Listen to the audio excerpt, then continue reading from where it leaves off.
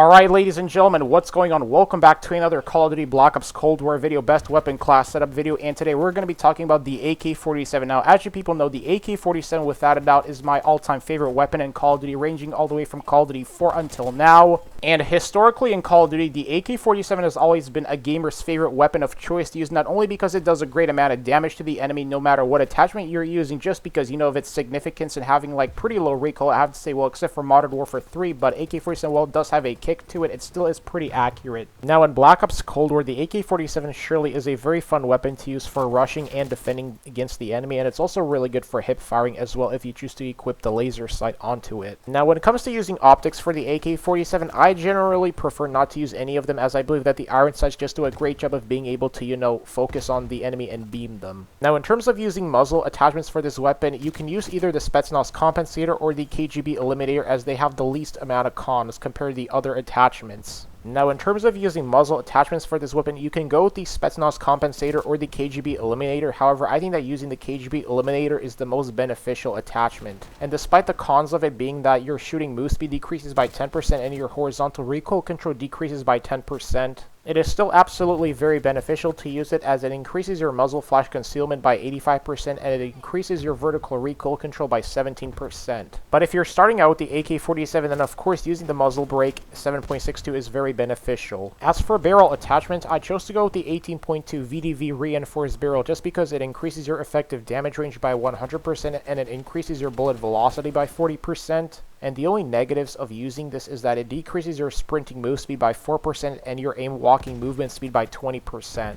But as for an alternative, you can also go with the 18.2 takedown barrel just because it increases your effective damage range by 150%, and the only downside is that it decreases your sprinting move speed by 5%. And with the AK-47, I personally believe that the more effective the damage range is for the weapon, then the less bullets it takes to kill the enemy from long-distance battles. And while I did not choose to use any laser attachments for this weapon, if you want, I highly recommend using the GRU 5mW laser sight, just because the only downside of it is that it decreases your ADS by 8% and it increases your hip fire accuracy by 40%. As for the underbarrel attachment, I chose to go with the foregrip just because it increases your horizontal recoil control by 15% without any cons to it. As for using the magazine, I chose to go with the 40 round magazine just because the only downside to it is that it decreases your reload quickness by 10%, but it increases your magazine ammo capacity, your max starting ammo, and your ammo capacity all by 33%. As for using the handle on this weapon, I chose to go with the speed tape just because it increases your ADS time by 10% without any cons to it. But alternatively, you can also go with the GRU elastic wrap, as it increases your ADS time by 30%, it increases your flinch resistance by 90%, and you can aim while going prone with the weapon. And the only cons to using the GRU elastic wrap is that it decreases your shooting move speed by 10% and your sprint to fire time by 15%.